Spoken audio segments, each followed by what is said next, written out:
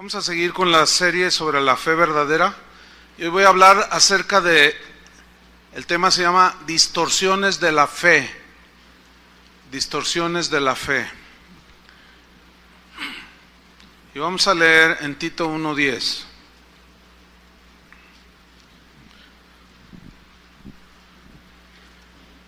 ¿Ya lo tiene?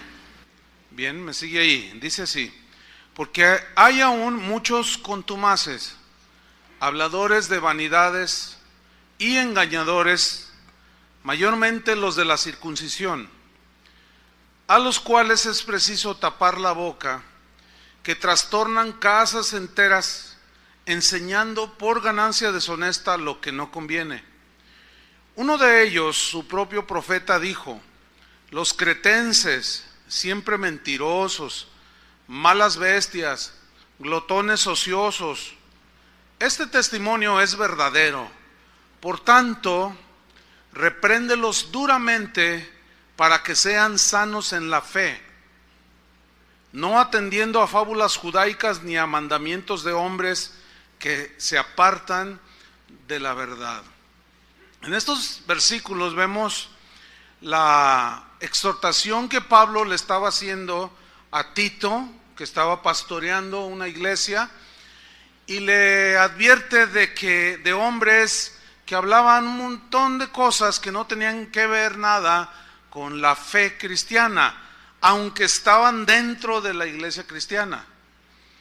Y Pablo, advirtiendo de este peligro, sabedor de que es más fácil creer la mentira que la verdad, Pablo le da una instrucción a Tito y le dice en el versículo 13: repréndelos duramente. Suena duro, ¿no?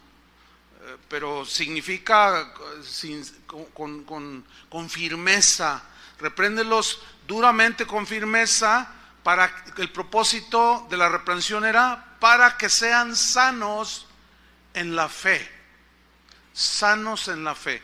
Qué importante es que un cristiano, alguien que que se dice seguidor de Jesús, qué importante es que tenga una fe sana, según este versículo. Así como en lo natural, nuestra alimentación, si es buena, nuestro cuerpo va a crecer y se va a desarrollar y vamos a estar sanos, físicamente hablando. Espiritualmente hay una analogía también. Doctrina mala, fe defectuosa. Doctrina mala, fe distorsionada. ¿Me explico? Y la manera en que se distorsiona la fe en muchos creyentes está en el versículo 14.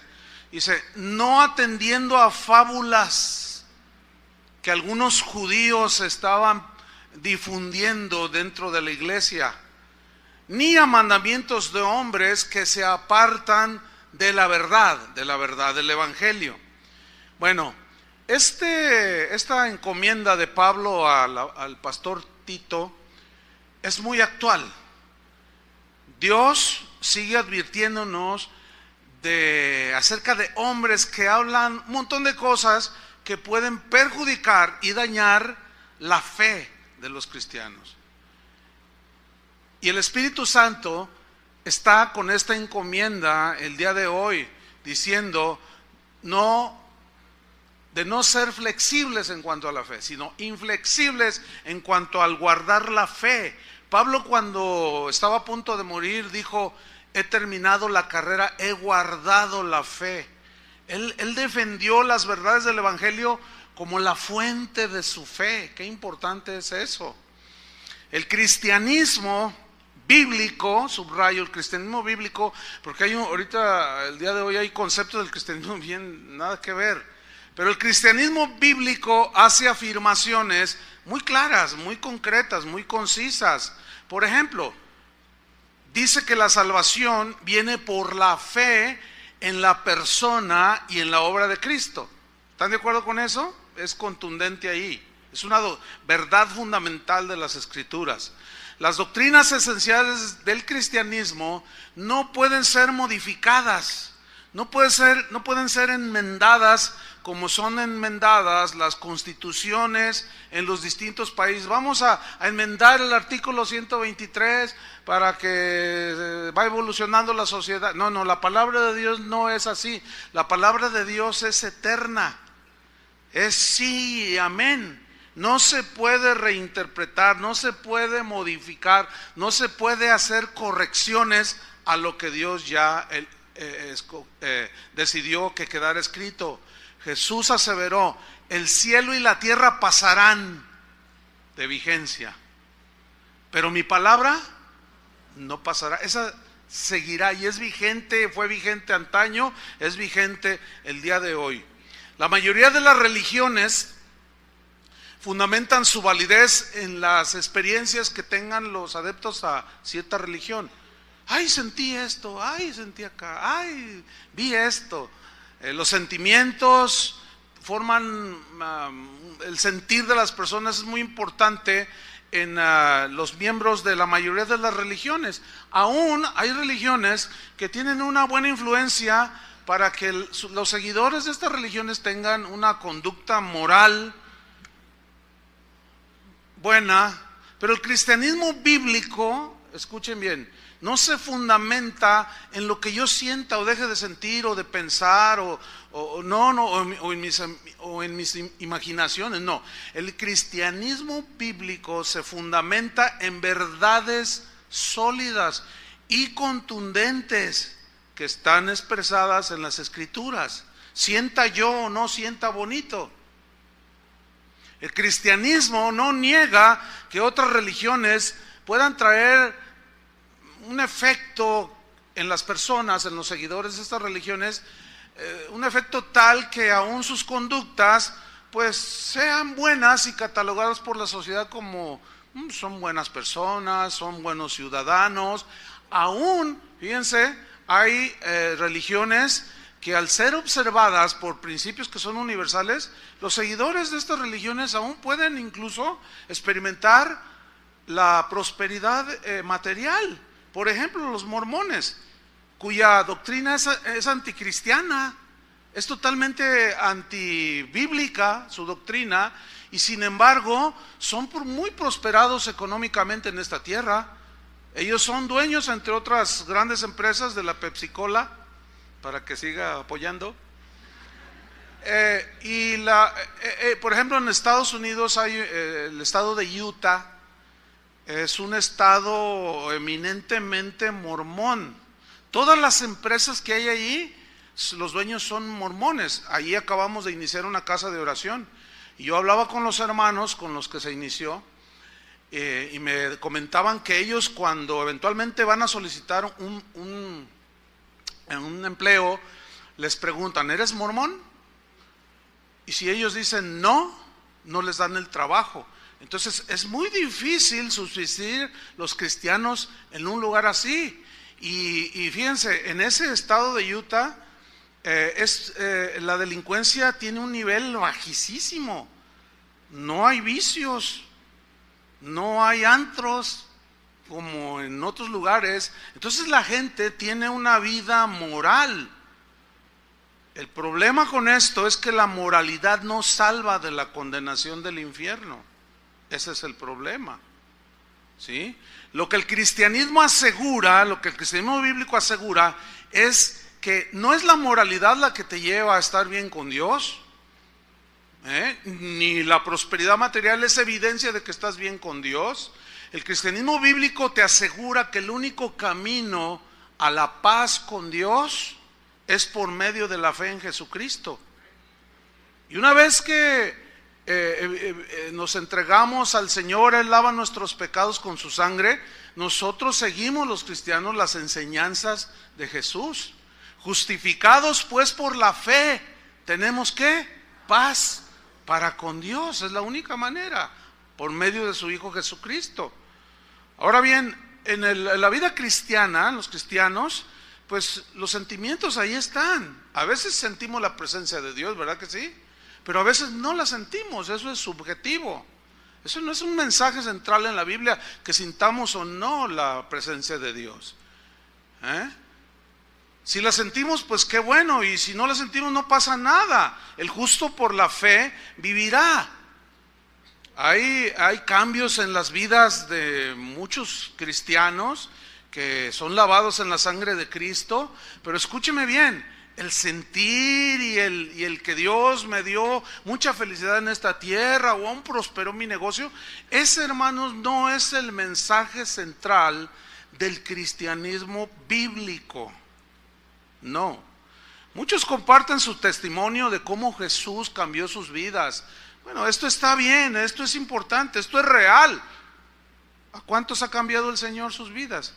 Pero déjeme decirle una cosa, no es el mensaje central ni el objetivo del cristianismo el hecho de decir, ya soy cristiano y ya soy feliz. Hay una manera errónea, muy errónea de predicar el evangelio. Si tú te entregas a Cristo vas a ser muy feliz. Eso, mis queridos hermanos, no es un concepto que está en la Biblia. Se los voy a demostrar. ¿Ustedes creen que los primeros cristianos, los mártires que lanzaban al Coliseo romano, eran felices siendo lanzados? ¿Ustedes creen que ellos dicen, ay, qué feliz soy? No, eso comprueba que el objetivo de la venida de Cristo a este mundo no fue para darnos felicidad terrenal. Ahora, si tú la tienes aquí, eso es subjetivo, disfrútala. Pero si no la tienes, también es subjetivo. Lo importante es el mensaje central del cristianismo bíblico, que Cristo vino a dar su vida para morir por los pecadores, para salvarnos y librarnos de la condenación eterna. ¿Cuántos dicen así es? Ahora, Cristo cambia las vidas, ha librado y cambiado las vidas de muchos. ¿De cuántos ha cambiado sus vidas? ¿Cuántos han sido librados de las drogas, del alcoholismo, de una vida de maldad, de perversión? Sin embargo, estos no son los propósitos principales de la obra de Jesucristo en la cruz, hacernos sentir felices aquí en la tierra. No. El gran propósito, pues, de la obra de Cristo fue, y de su muerte dolorosa y sangrienta en esa cruz, fue reconciliar a los pecadores con Dios. Si lo demás se da, repito, si tú te sientes feliz, bueno, disfrútalo. Si tú tienes bienestar económico y terrenal, material en esta tierra, bueno, disfrútalo y comparte con el que no tiene. Pero esto es subjetivo, hermanos. Ahora bien,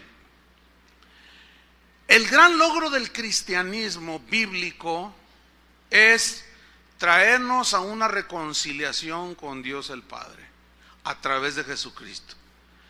Y la gran, digamos, revelación del cristianismo bíblico es que ahora cada ser humano que se arrepiente y lava sus pecados en Cristo puede tener una relación personal con Dios, hablar cara a cara con Dios. Eso es algo maravilloso. No, o sea, yo pensé que todos iban a caer desmayados así. Eso es algo maravilloso, poder abrir los ojos en la mañana. Dije en la mañana, porque algunos en la tarde, ¿verdad? Pero bueno, en la mañana abrir los ojos y decir, Padre, te doy gracias porque tengo vida. Gracias por mi esposa, mis hijos. Y poder entrar con libertad al trono de la gracia.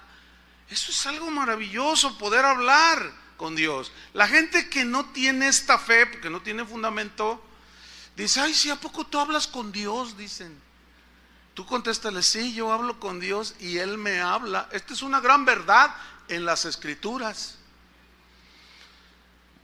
La meta de Cristo, pues, de llegar a la cruz no era para traernos la felicidad terrenal, sino la paz eterna con aquel que nos amó de tal manera que dio a su Hijo unigénito, para que todo aquel que en Él cree no se pierda, mas tenga vida eterna.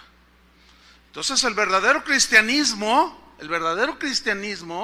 no puede existir sin un fundamento doctrinal, claro y contundente. No puede existir.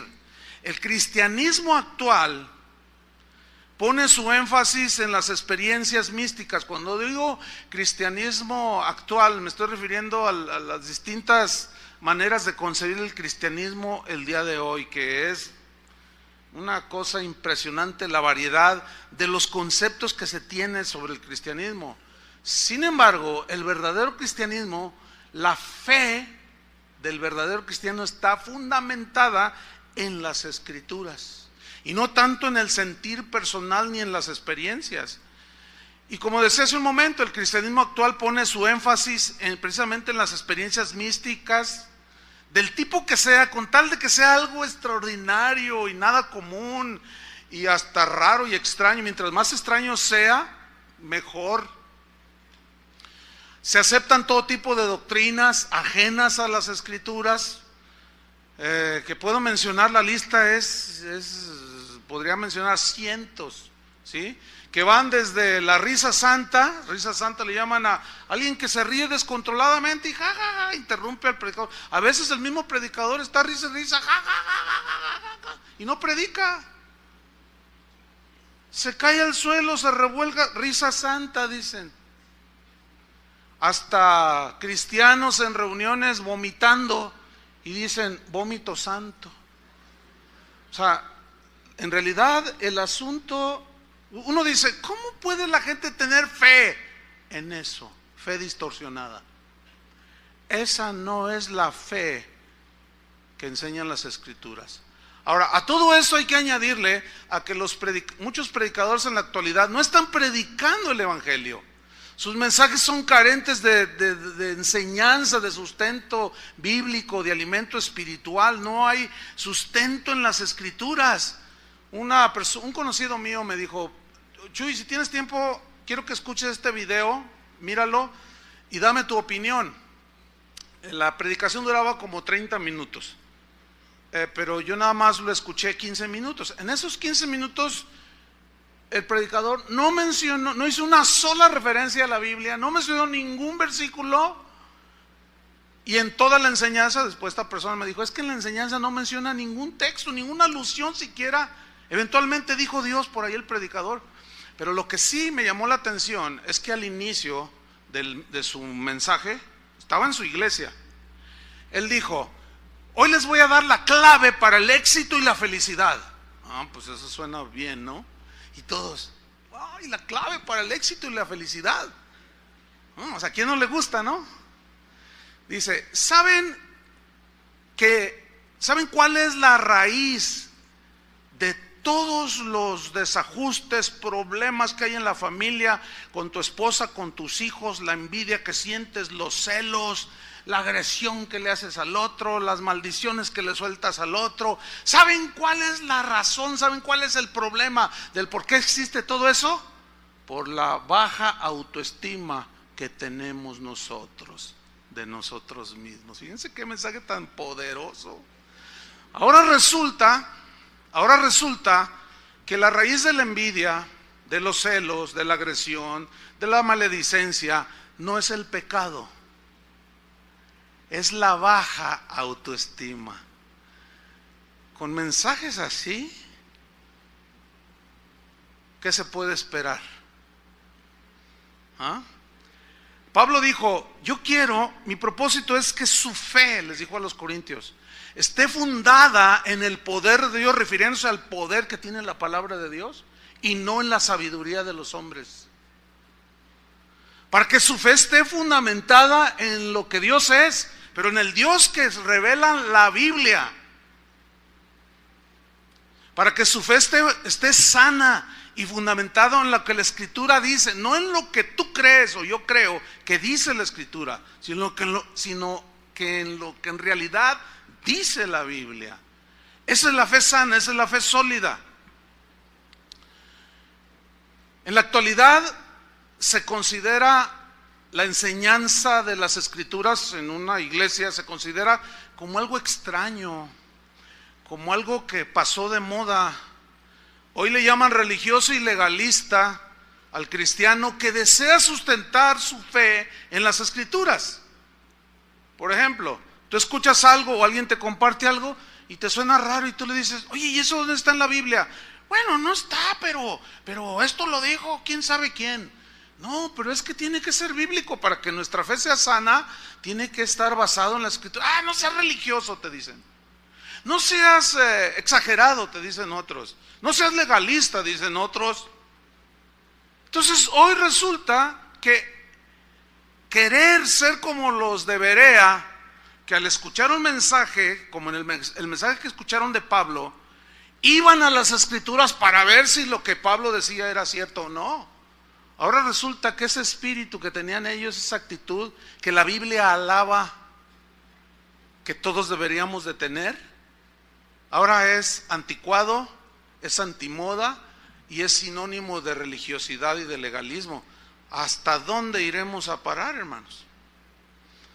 Ahora, nosotros los cristianos, que decimos que fundamentamos nuestra fe en las escrituras, sabemos que Dios justifica al pecador que acude a Él por medio de la fe. Sabemos eso, ¿no es cierto? Es decir, la fe verdadera está sustentada en el mensaje verdadero del Evangelio. Ahora, esa fe que tiene sustento sólido en las escrituras es la que nos lleva a la salvación. ¿Por qué? Porque la fe viene, ¿por qué? Por el oír.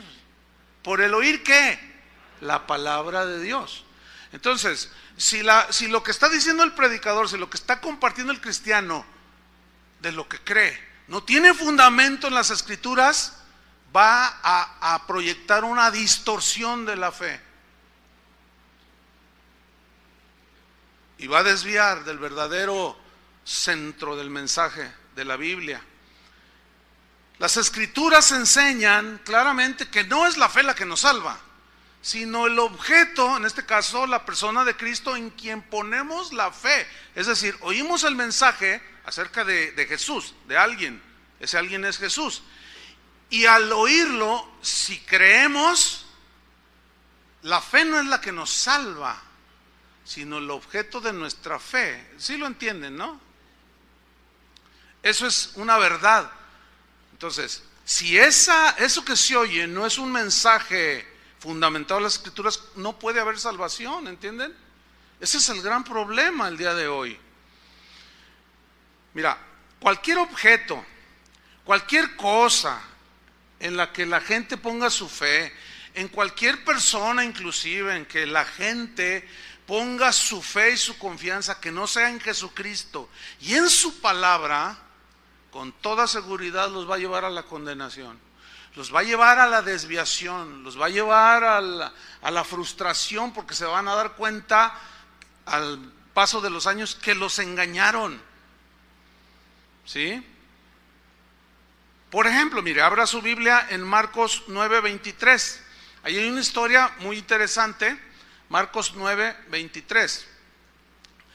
La historia trata de un hombre que tenía un hijo que estaba posesionado por un demonio. El demonio le provocaba al muchacho que no podía hablar.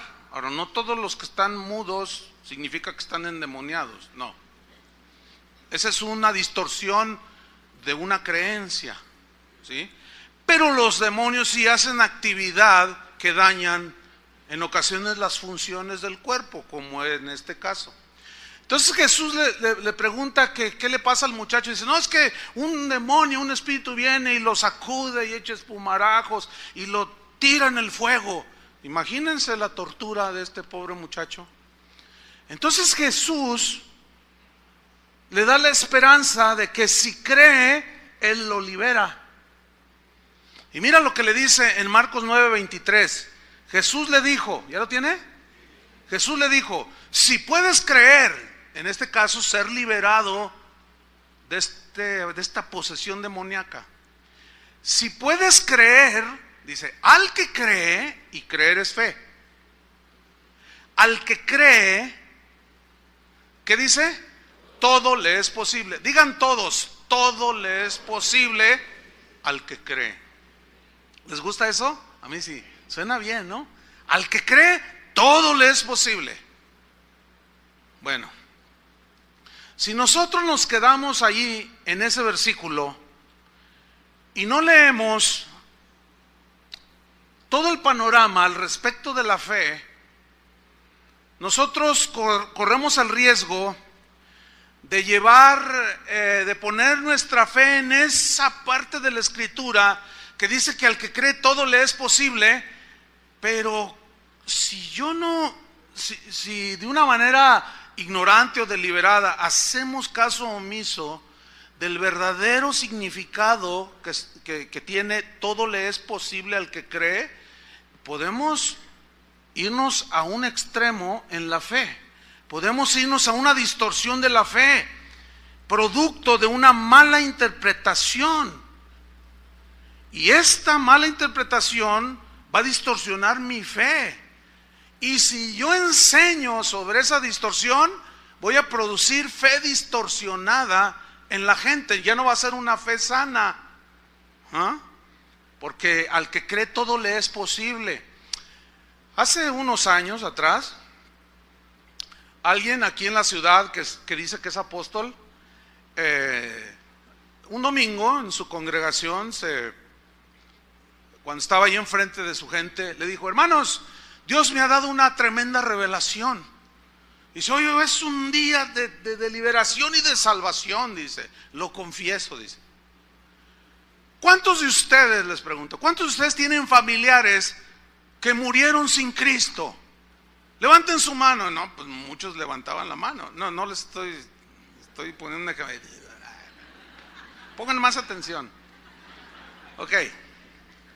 Les dice este apóstol: ¿cuántos de ustedes tienen familiares que murieron sin Cristo y están en el infierno ahora? Levanten su mano. Y entonces empezaron a levantar la mano. ¿Quién tiene? No, mi papá. Mi papá murió sin Cristo, por más que le prediqué, blasfemó y se burló, y era parrandero, era mujeriego, se drogaba, era borracho, se murió y se fue al infierno.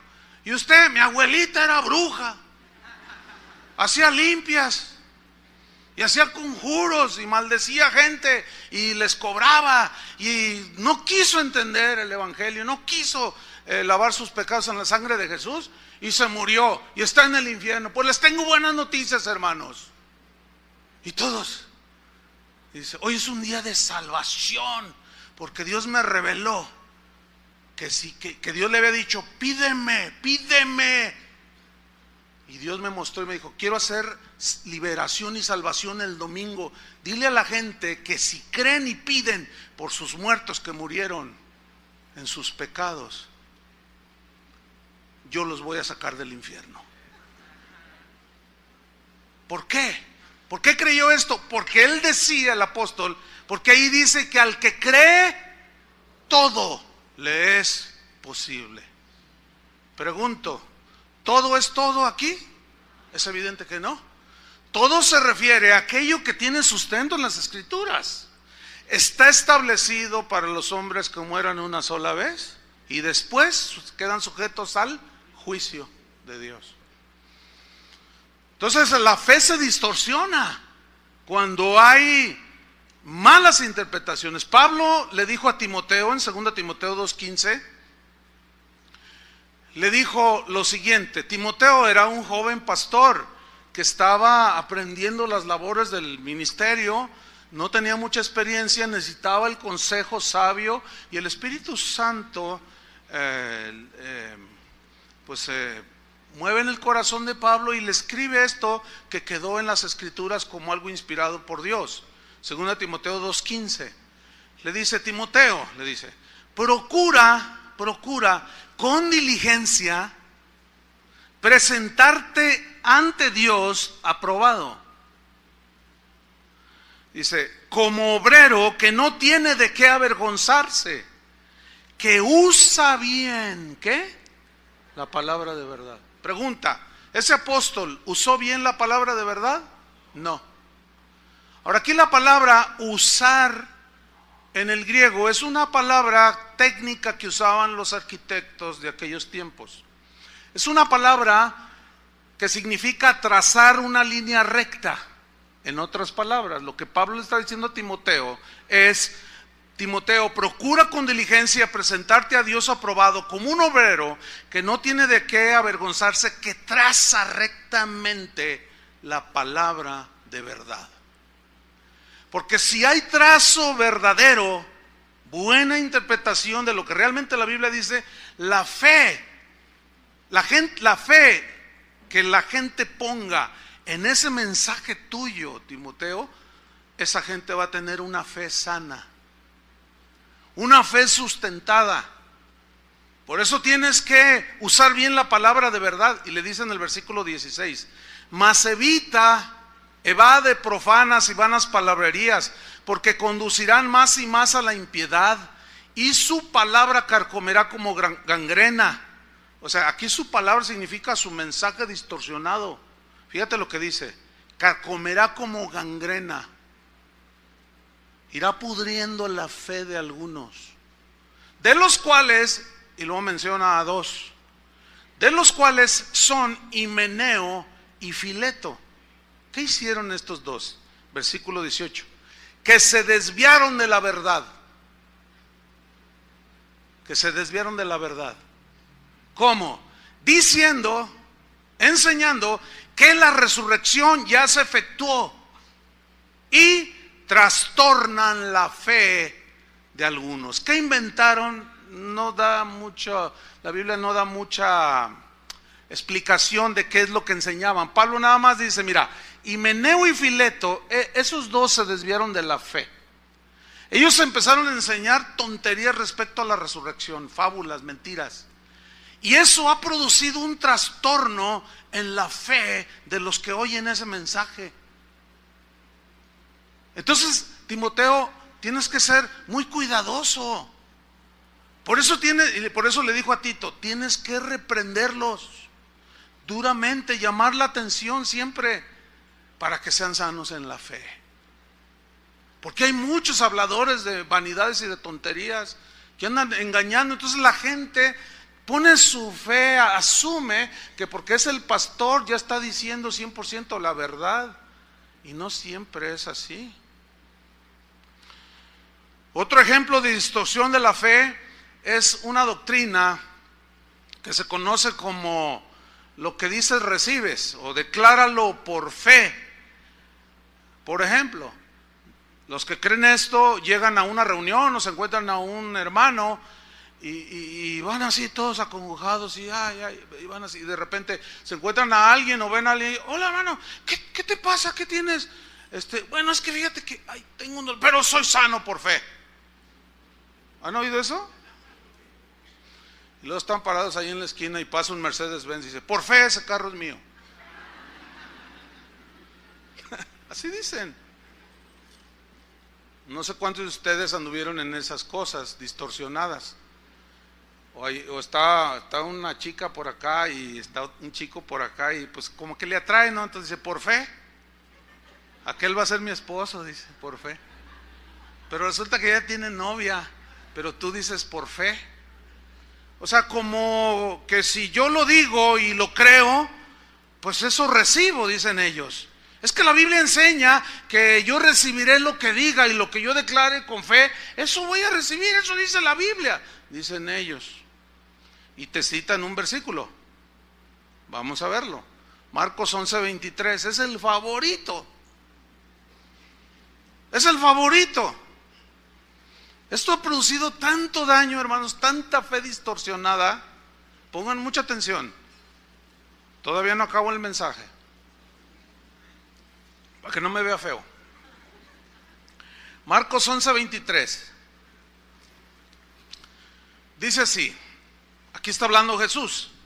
Y dice, porque de cierto os digo que cualquiera que dijere a este monte, quítate y échate en el mar, y no dudar en su corazón, lea con atención, sino creyere que será hecho lo que dice, lo que diga le será hecho. Pregunta, ¿ese versículo les parece como que suena así como algunos creen? Sí suena, ¿no? ¿O no? Voy a leer la última parte. Si tú le dijeras a este monte, quítate y échate en el mar, y no dudar en su corazón, sino creyere que será hecho lo que dice, ahí está, lo que dice, lo que diga, les será hecho. Bueno, parece como que dice allí. Ahora bien, si nos quedamos ahí en ese versículo, cometemos un grave error. La Biblia, como hemos enseñado en otras ocasiones, la mejor manera de leerla y de predicarla y de enseñarla es de una manera tomando todos los pasajes, el pasaje completo.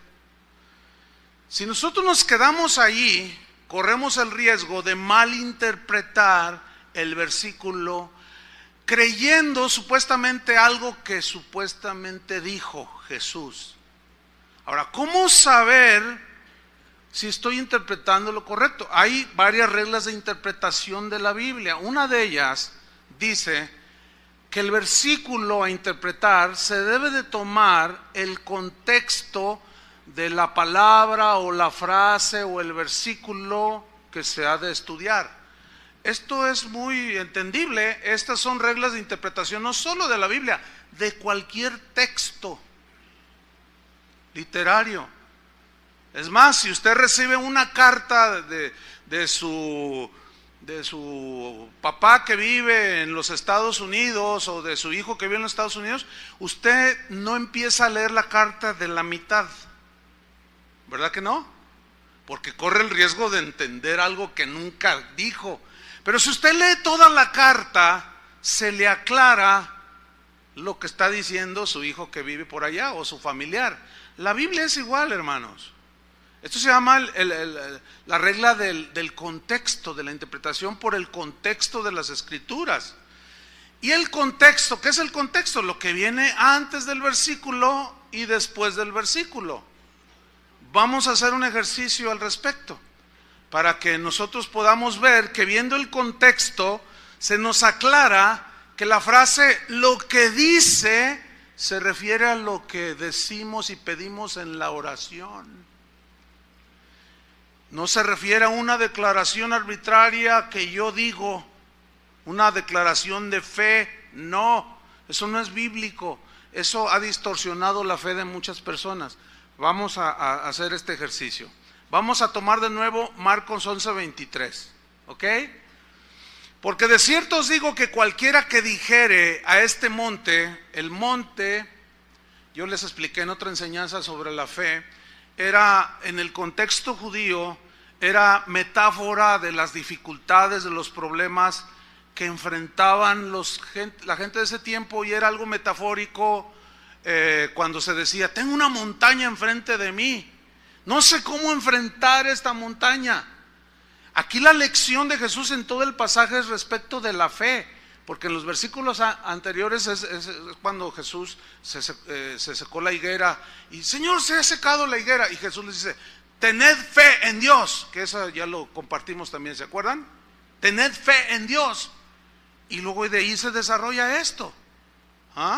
De cierto os digo que cualquiera que dijera a este monte, quítate y échate en el mar, y no dudar en su corazón, sino creyere que será hecho lo que dice, lo que diga le será hecho. Versículo 24. Mire cómo se aclara de manera sencilla, simple, pero bien poderosa. Versículo 24. Por tanto, esa frase parece que no tiene nada, pero ahí estriba el principio para poder entender a qué se refiere, será hecho lo que dice. Por tanto, en consecuencia, dice, os digo que todo lo que pidiereis orando. ¿De qué está hablando? De hacer declaraciones de fe, así como se ha creído, o se refiere a lo que se pide en la oración. Que cuando se pide se tiene que creer sin dudar para poderlo recibir. Se está refiriendo a lo que se pide en la oración. ¿Lo alcanza a ver o no? Es clarísimo. Por tanto os digo que todo lo que pidiereis orando, creed que lo recibiréis y os vendrá. En la versión, una versión parafraseada dice Marcos 11:24, por esto les digo, crean que ya han recibido todo lo que estén pidiendo en oración y lo obtendrán. En la versión Palabra de Dios para Todos dice, se lee así el versículo 24. Por eso les digo que cuando pidan algo en sus oraciones, pídanlo convencidos de que lo pueden recibir, lo que lo han recibido, y entonces lo que pidan será suyo. Pero acuérdense que también está otra parte en la Biblia que habla que lo que pedimos, si es conforme a su voluntad, Él nos lo dará. Y allí ya se complementa lo que podemos llamar una fe sana.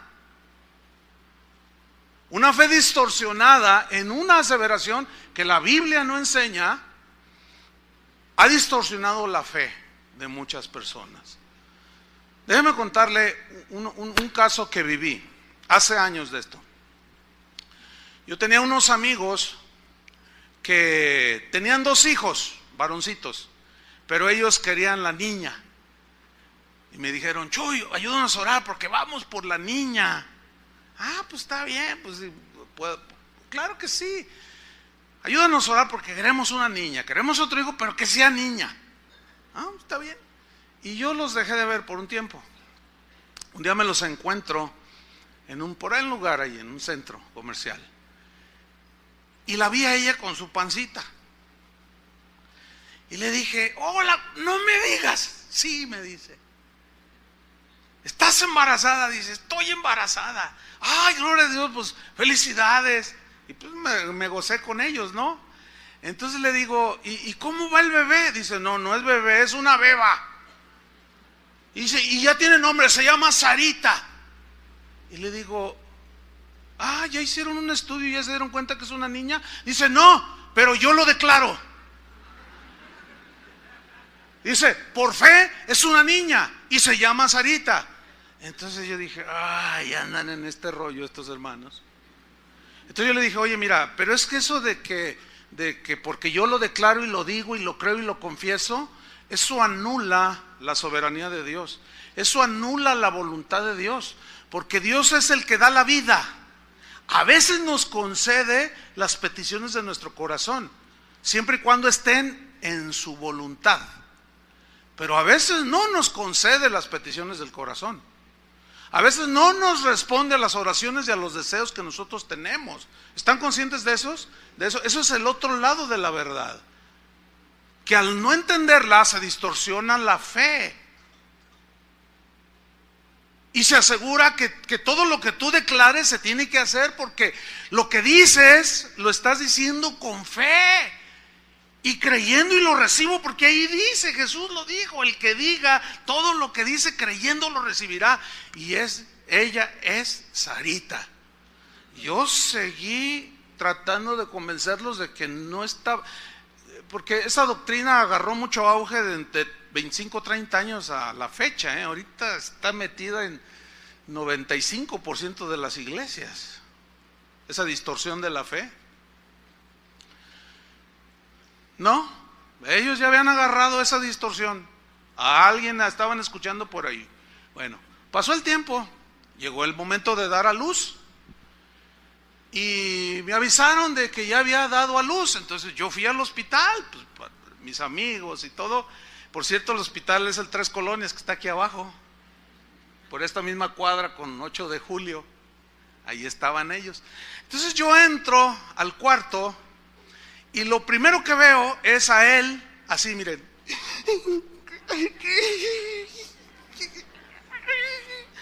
No, oye, ¿qué te puedes imaginar? Lo peor, ¿sí o no? Entonces yo pensé lo peor. Dije, lo que pensé, se murió el bebé, se murió Sarita. O sea, eso lo pensé yo, se murió el bebé. Entonces miro a la cama donde estaba la esposa y estaba diciendo una de tonterías. Me fallaste, Dios. Y lloraba y gritaba. Yo decía, entonces, oye, ¿qué pasó? ¿Qué están bien? ¿Qué pasó? Y en eso entra una enfermera con un bebé en brazos Y entró, ¿verdad? Bien contento. Dice, ay, mire, ya le traigo a su niño, a su bebé. Mire qué lindo niño. Ese no es mi hijo. Mi hija es una niña. Se llama Sarita. Ese no es mi hijo. Yo dije, órale. Entonces entendí. Ella siguió diciendo que Dios no había cumplido su promesa. Porque ella había declarado y había creído y había dicho que sería Sarita. No fue Sarita. Fue un bebé, un niño. Bueno, al fin, claro, pues lo aceptaron. Le pusieron Abramcito para que más o menos rimara. Porque entre Abramcito y Sarita, pues más o menos ahí queda el asunto, ¿no? Bueno, como ese ejemplo, hermano, les puedo poner 20,000. De fe totalmente distorsionada, sin sentido. Eso no enseña la Biblia. La Biblia habla de orar y creer lo que le pedimos. Y si es conforme a su voluntad, pues lo disfrutamos y le damos gracias. Y si no lo recibimos, es porque no fue conforme a su voluntad y su voluntad es perfecta para nosotros. Y la aceptamos. ¿Cuántos dicen amén? Esa es la fe sana. Esa es la fe que no se desanima ni se lesiona, porque es una fe sustentada en las Escrituras. Otra distorsión de la fe es lo que yo he llamado fe triunfalista. El diccionario de la Real Academia Española define el triunfalismo, pongan atención, ¿cómo lo define? Como actitud de seguridad en uno mismo. Actitud de seguridad en uno mismo. Superioridad sobre los demás, dice la definición, fundada en la propia sobreestimación. Mira, los que siguen estas enseñanzas distorsionadas, cuando ellos declaran algo y eventualmente se les da, híjole, es lo peor que les puede suceder. ¿Saben por qué? Porque siguen más en el engaño. Es como los judíos, queremos carne, queremos. Y Dios les dijo, ¿que no me quieren a mí? No, nosotros queremos carne. Y les dio carne. Y aún estaba la carne en sus bocas. Y vino el juicio de Dios. Es lo peor que le puede pasar a alguien que cree esas falacias. Porque a veces en esa obstinación, entonces no me quieres a mí, no, yo quiero lo que yo diga. Eso está terrible, hermanos. Y cuando a alguien eventualmente se le da, tiene una actitud de soberbia. ¿A cuántos predicadores yo he visto así en vivo? Decir, ¿saben que estos zapatos que traigo valen $1,000? ¿Saben por qué los traigo? Porque yo lo que digo recibo. ¿Saben por qué traigo el carro que traigo? Porque yo cuando veo un Cadillac digo, lo huelo, digo, eso es mío por fe. Y yo lo tengo por... No, pues si así fuera, imagínate de lo que se ha perdido todos los habitantes del mundo, todos tuvieran su Cadillac. Eso demuestra la falacia, la mentira. Desgraciadamente eso se ha metido dentro de la iglesia y ha distorsionado y trastornado la fe de muchos. Entonces el triunfalismo es una actitud de seguridad en uno mismo, superioridad sobre los demás. Es que no tienen fe, yo sí tengo una super fe. Cuando Jesús dijo, si tuvieran fe como un grano de mostaza, nada más con eso te basta. ¿Cuántos saben quién es Jorge Vergara? ¿Saben quién es Jorge Vergara? ¿Quiénes no saben quién es Jorge Vergara? Levanten la mano. Uy, un montón también. Bueno, Jorge Vergara es el dueño de las Chivas.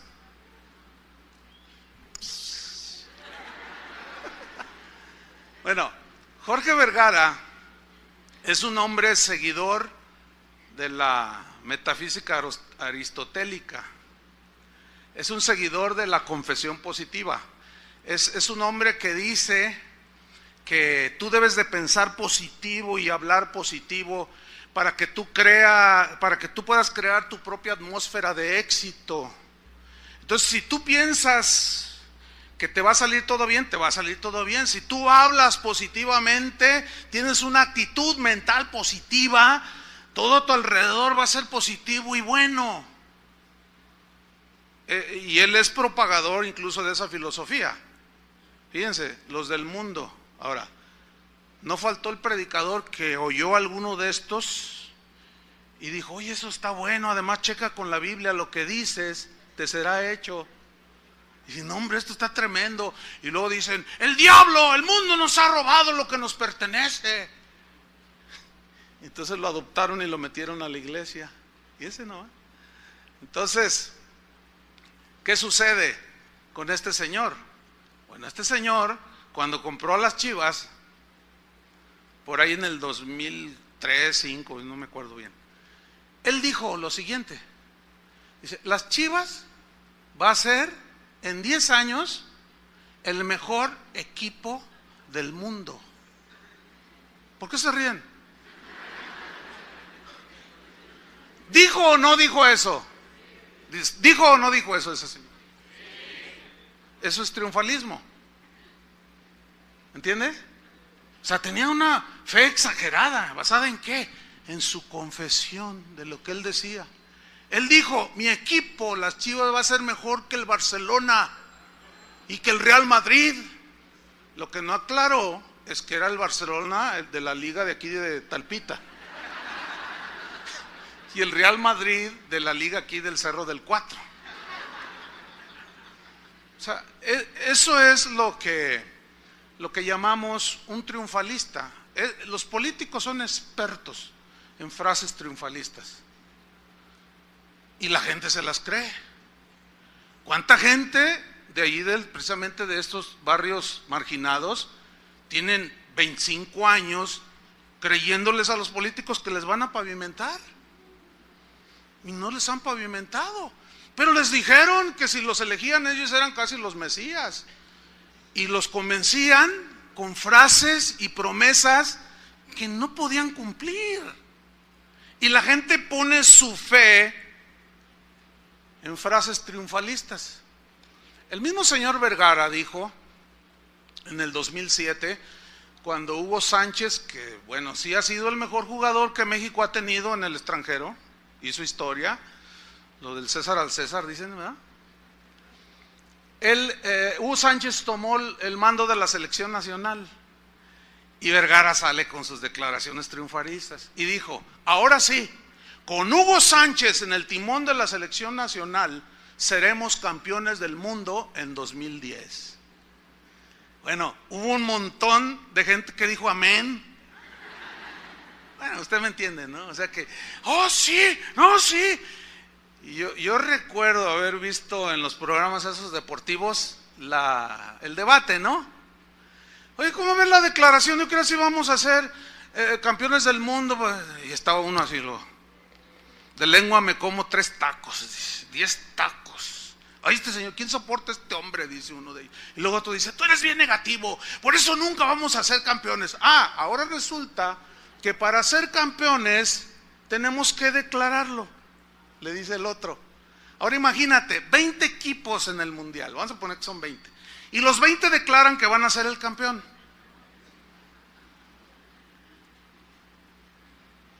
¿Ve? Bueno, eso es lo que es el triunfalismo. Bueno, ¿ha oído esas frases que dicen Guadalajara para Cristo? ¿Las ha oído? Eso es lo que yo llamo una fe triunfalista, exagerada, prepotente. ¿Basada en qué? En que Dios me reveló, dicen algunos. Dios me mostró en un sueño y en una visión. Cenaste muchos tacos, mi estimado. En el 2008 hubo una campaña aquí en Guadalajara. La campaña se conoció como Vive lo Rojo. No sé cuántos de ustedes se acuerdan de esa campaña. Vive lo Rojo. Que había espectaculares por toda la ciudad. Unos espectaculares con fotos de un supuesto Jesús, ¿no? Con iPod, audífonos, en patineta. Y decía, Jesús es chido y cosas de esas. No sé si se acuerdan. Bueno, yo recibí la invitación para apoyar la susodicha campaña. Y cuando se nos están dando los pormenores, yo pregunto, oigan, pero ¿en base a qué o cómo, cuál es el objetivo? Y sale era una pastora. Dice, es que Dios me reveló, junto con este pastor y este otro, que a diciembre 2008, todo el estado de Jalisco será convertido a Cristo. ¿Cuántos millones de habitantes tiene Jalisco? En ese entonces, 2008, dijeron, pues casi 8, 7 y fracción. Bueno, entonces yo les dije, a ver si estoy entendiendo. A diciembre 31 de este año 2008, eso fue como en marzo, a diciembre 31, todos los habitantes de Jalisco estarán convertidos a Cristo. ¡Amén! Dijeron. A ver. Otra vez. A ver si estoy entendiendo. Esto significa que todos los pandilleros de Jalisco al 31 de diciembre se van a convertir. Amén, dijeron. Gloria a Dios, a su nombre, gloria.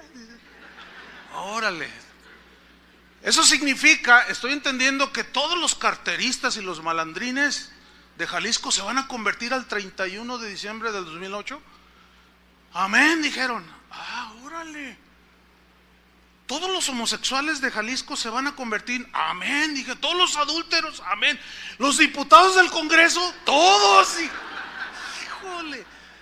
Al 31 de diciembre. Entonces yo les dije, eso supone, la junta era seria, no había así como ustedes se ríen. Digo, da risa porque pues da risa, ¿no? Pero no estaba así allí. Yo les dije, entonces estoy entendiendo que aún el 31 de diciembre del 2008, aún el cardenal Sandoval Íñiguez se va a convertir. Y dijeron amén.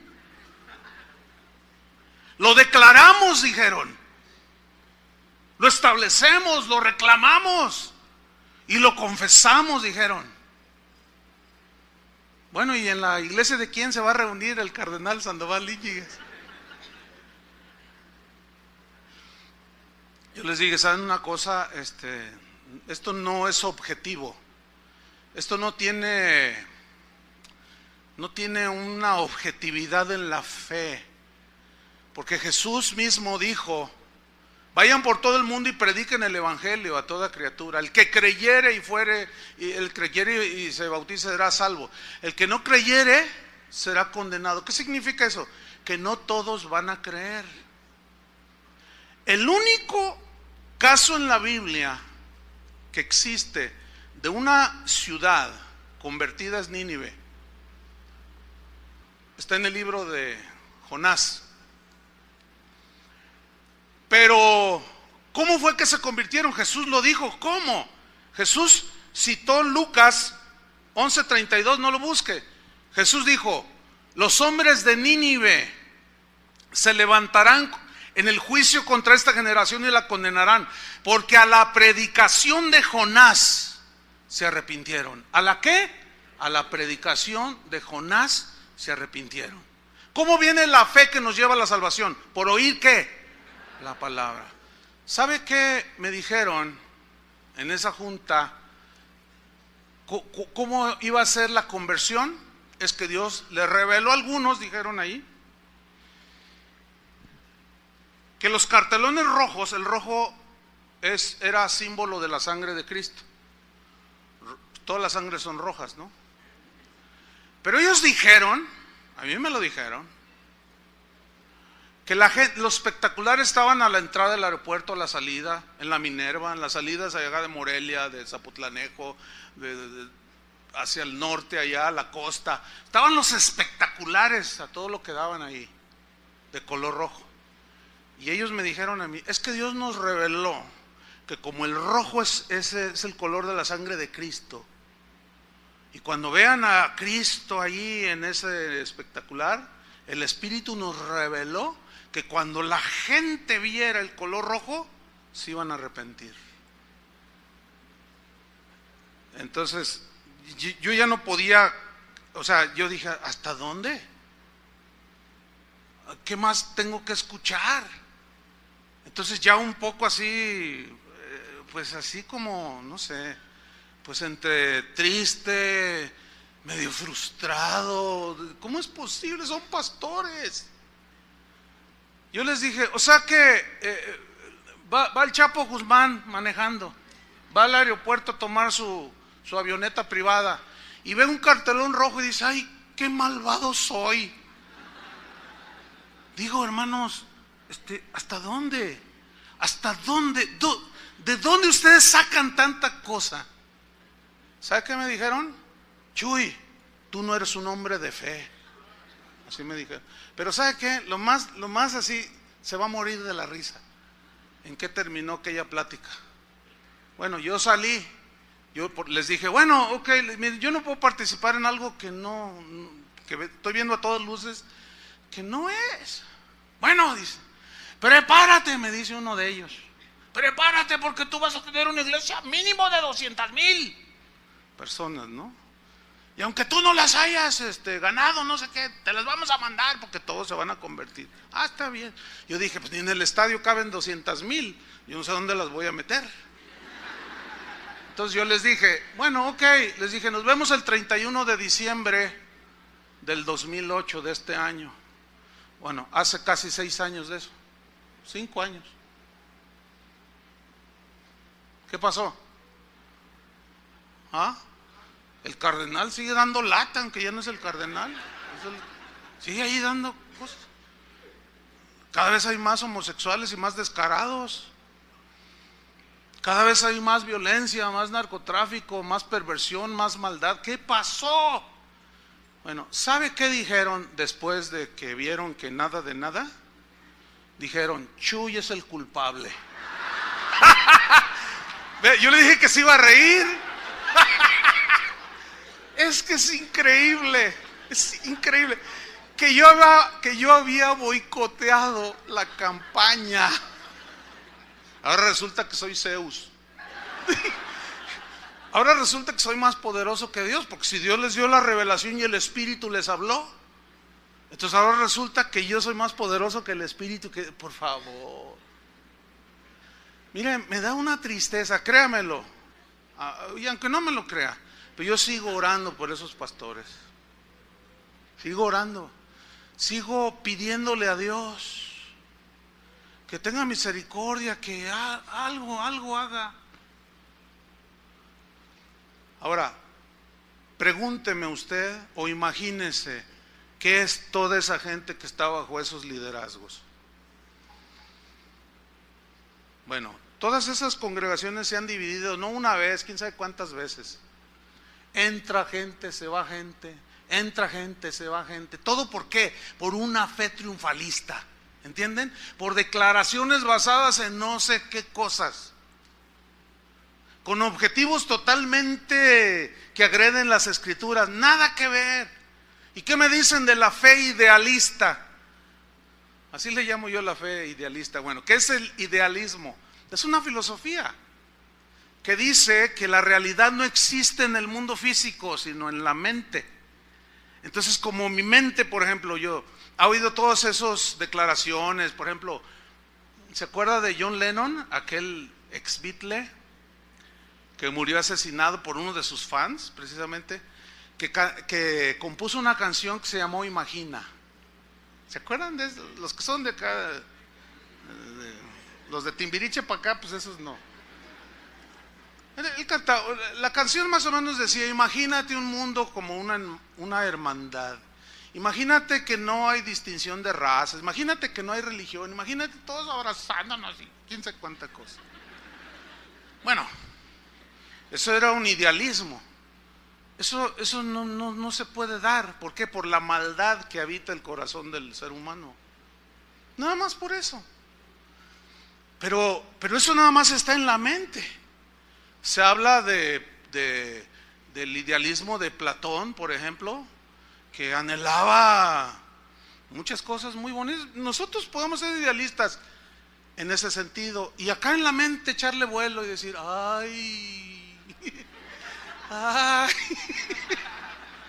Y dice, ay, si mi papá se portara así y mi mamá no le gritara y yo me portara mejor, ay, amor y paz, y nos íbamos todos al zoológico y nos íbamos todos por, ay, qué bonito sería, y yo poder ver a aquella que hoy me cae gorda y verla y pues darle rienda suelta al idealismo.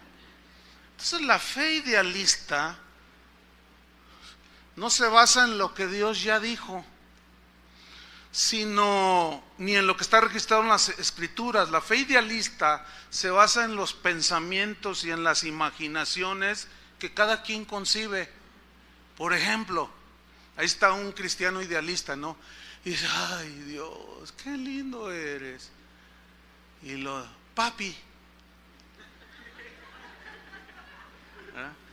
Papi Dios, dice, ay, tú eres amor, Dios es amor, tu palabra dice que tú eres amor. Entonces empieza a imaginar y lee que Dios es amor. Y luego se para el domingo y les empieza a predicar, ¿saben una cosa, hermano? Dios es amor. Y saben, estoy convencido de que si Dios es amor no va a mandar a nadie al infierno. Y luego se dirige a un matrimonio, ¿tú mandarías, Tony, a tu hijo Tonito? ¿Lo echarías a una hoguera ahí ardiendo? La respuesta humana y lógica es no, porque es su hijo. Dice, así tampoco Dios no mandará a ninguno de sus hijos al infierno. Es cierto, a sus hijos no los va a mandar, sino los que no son sus hijos. A eso sí los va a mandar al infierno. Eso es lo que dice la Biblia, ¿o no? Bueno, mi mente idealista y cristiana, bueno, Dios me cambió el corazón y me lo hizo bueno. Pero esa bondad tiene que estar basada en lo que la Biblia dice, ¿eh? Yo no puedo ser más bueno que Dios, ni pretender ser más justo que Dios.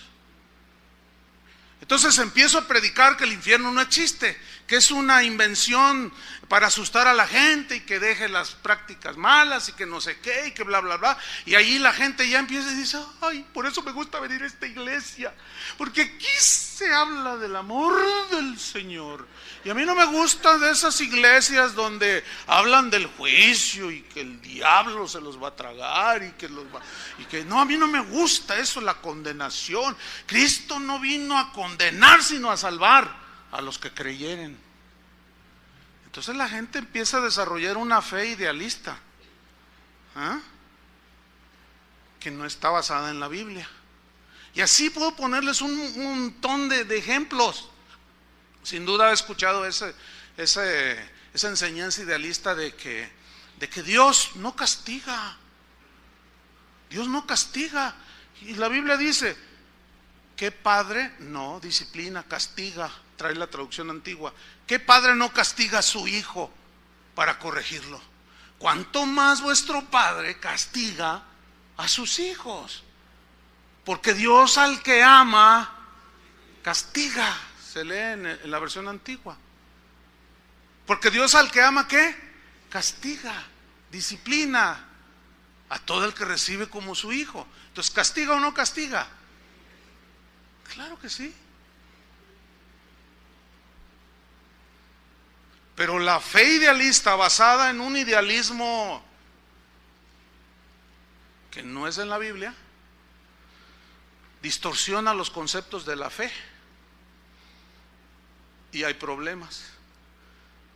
La gente no crece con esa fe genuina, fe sana.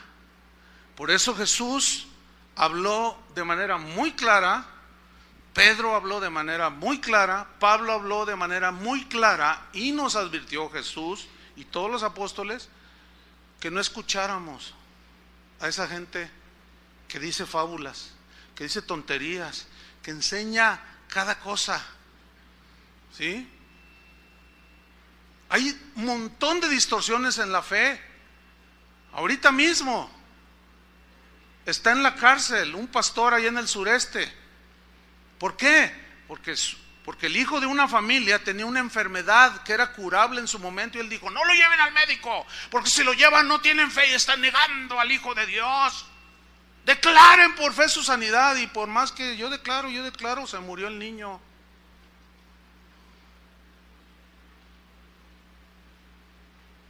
Y lo demandaron y está en la cárcel. Y aún a los padres, por torturar a su hijo, oiga, con unas temperaturas de 40 grados, una agonía, convulsiones. Y yo declaro, yo establezco, yo confieso, y el niño se murió. ¿Es pecado ir al médico? Por supuesto que no. Digo, Dios también nos dio un sentido común. Mire, ayer, antes de la predicación, yo tenía un dolor de cabeza. Me dolía la cabeza. Generalmente no me duele, pero me dolía la cabeza. Entonces yo me sentía mal, hasta débil, ¿no? Y dije, Señor, tú puedes sanarme. Y venía a la congregación, desde mi casa me empezó a doler. Y nada. Y antes de empezar, Señor, y nada, no, pues que me tomo unas aspirinas. Dios nos ofendió, ¿o sí? Pablo le dio remedios a Timoteo porque padecía del estómago, le dio un remedio casero. Pablo era un hombre de fe. ¿Y por qué le dio un remedio casero? Eso no es negar la fe, hermanos, eso es usar el sentido común que Dios puso también en nosotros para sabernos conducirnos aquí en la vida. Si yo quiero construir una casa y necesito un diseño, no voy con un carnicero, ¿verdad que no? Y, oiga, usted me va a hacer mi casa. No, pues a mí tráigame una vaca y verá que yo se la destazo bien para que haga su asadito. Pero una casa, no, yo declaro por fe que tú me la vas a hacer. Oiga, qué raro suena eso, ¿no?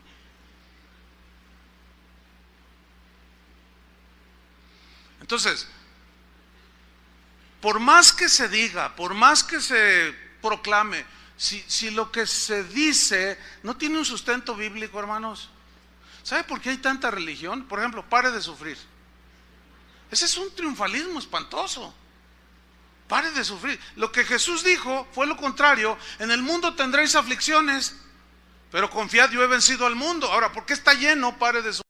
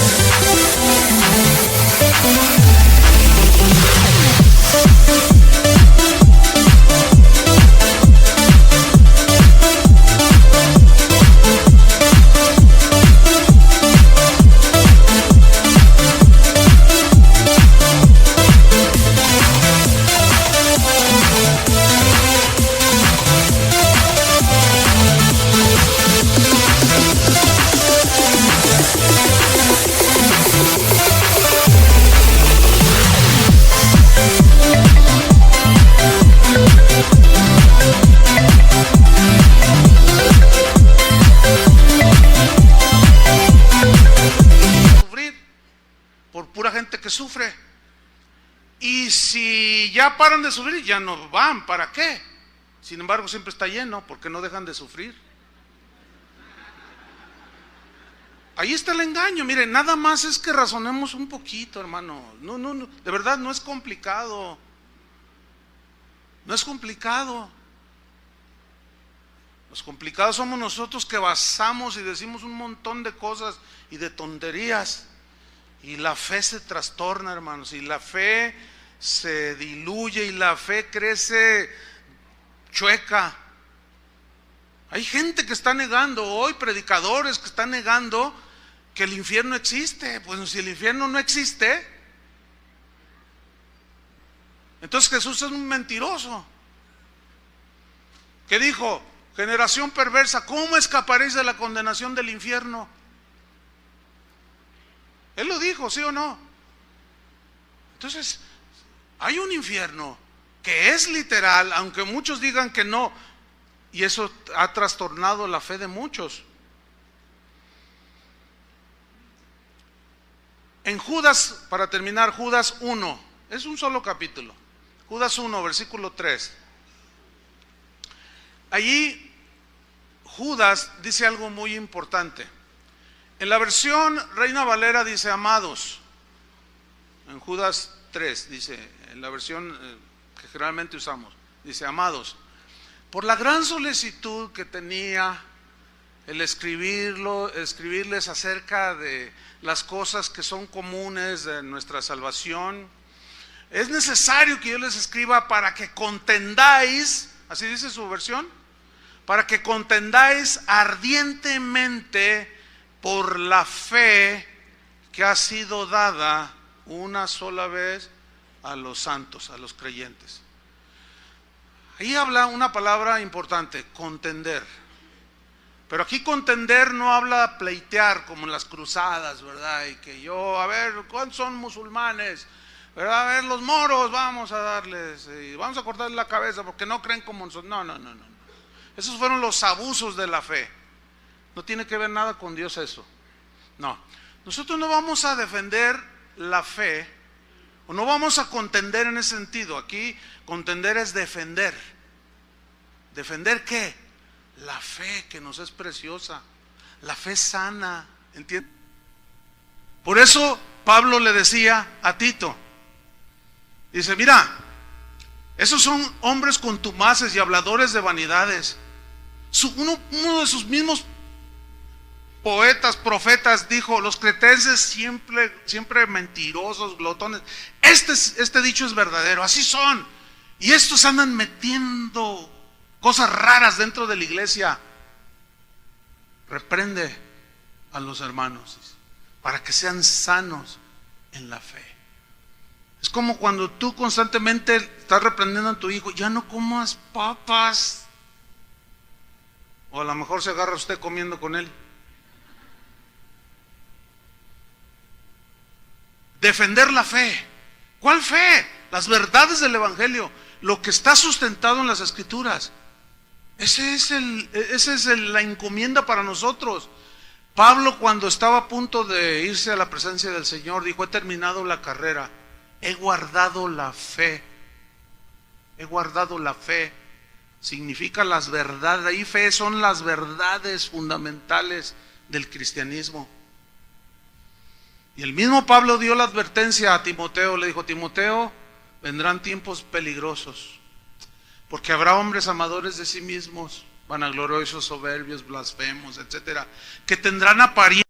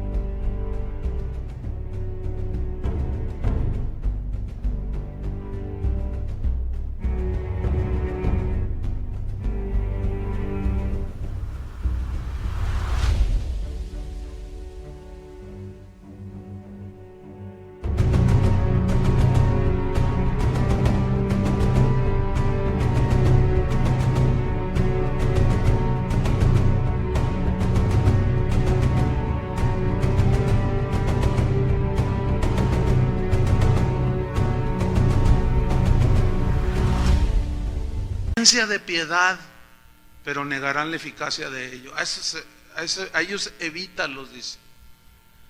Dice, porque el Espíritu dice claramente que en los postreros tiempos algunos apostatarán de la fe. ¿Qué es apostatar de la fe? Apostatar es dejar la fe sana, las verdades sanas del Evangelio, las verdades que verdaderamente te llevan a Dios, que te infunden fe, te infunden confianza, te ayudan a entender esas promesas, y esas promesas se reciben a través de la fe y la paciencia, y tú corres con paciencia la carrera que tienes por delante, puestos los ojos en Jesús.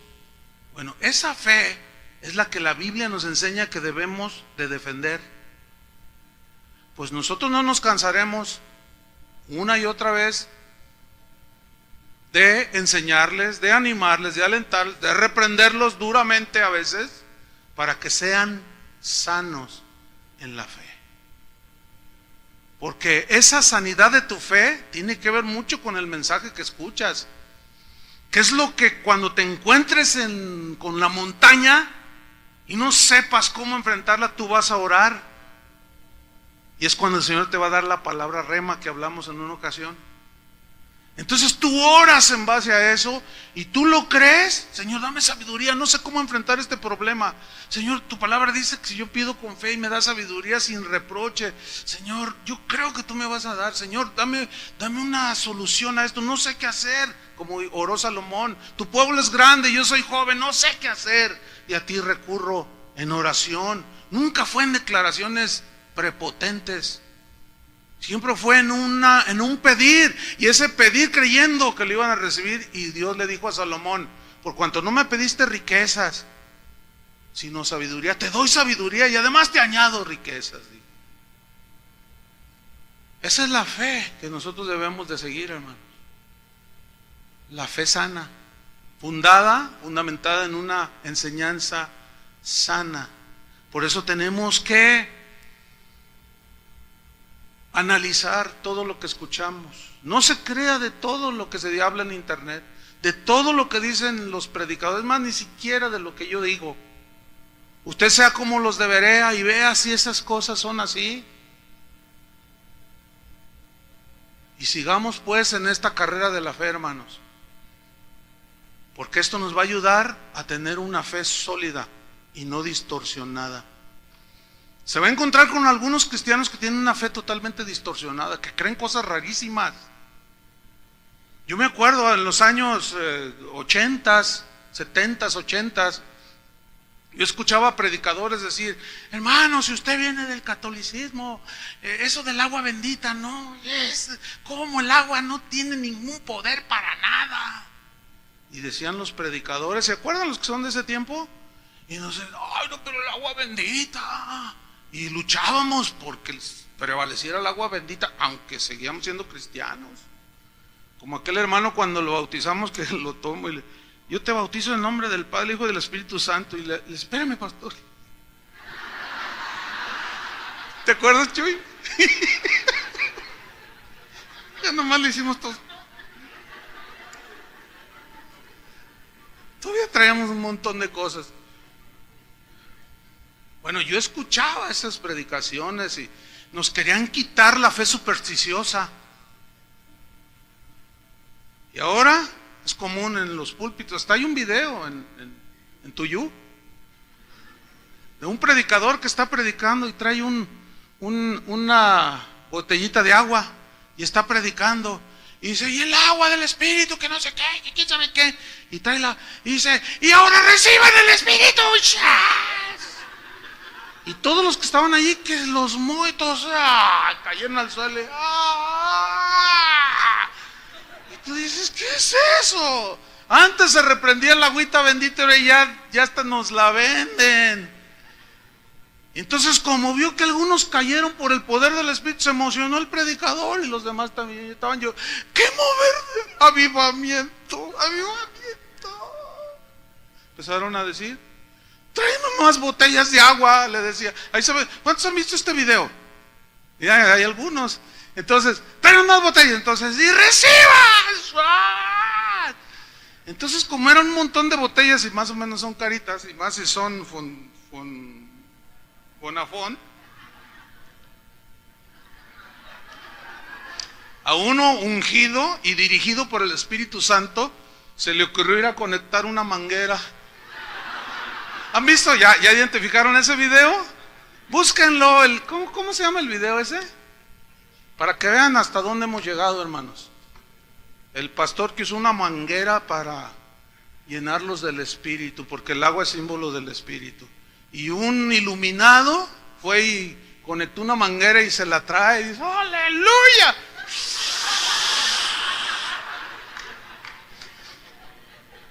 ¿Saben qué es lo tremendo de esto, hermanos? Que ellos mismos subieron el video diciendo que es un mover poderosísimo del Espíritu Santo. No, es interminable esto. es una batalla de la fe. Por eso debemos de tomar el escudo de la fe, con que podamos apagar no solo los dardos así de agresiones y de calumnias, sino también de engaños de todo tipo. Que Dios nos ayude, hermanos. Oremos. Señor, te damos muchas gracias. Gracias por la palabra, que es sí, amén, tus promesas son justas, verdaderas, porque eres un Dios de verdad. Tú nunca vas a engañar a nadie, Señor. Tú nunca vas a prometer algo y dejarlo allí. Pero hay muchas cosas que nosotros los hombres hemos dicho, que tú has dicho y no son ciertas. Y las hemos enseñado o se han enseñado, y la gente ha puesto su fe en mentiras, en falacias, en fábulas, en mitos, en engaños, y no son sanos en la fe, están enfermos. De manera que cuando vienen los sinsabores de la vida, los problemas reales de la vida, no saben cómo enfrentar, porque no tienen la fe genuina. Ayúdanos, Señor, a poner nuestra fe en tu palabra, no en objetos como paños ungidos, agüitas benditas, trigo del cielo y tanta cosa que estos últimos años se han metido a la iglesia, sino en la bendita palabra de Dios, en la obra perfecta y maravillosa de Jesús, a quien rendimos nuestro corazón, nuestra obediencia, y nos consagramos para Él, porque Él es merecedor de toda la alabanza, la acción de gracias, la honra y la gloria. Recíbela, Señor, de tu pueblo, y tú sabrás cuidar a tu pueblo, los que son tuyos, Señor. Adviértenos constantemente, Señor, para tener una fe sana, pero una fe sólida. Te lo pedimos en el nombre de Jesús. Amén. Aleluya. Dios les bendiga a todos.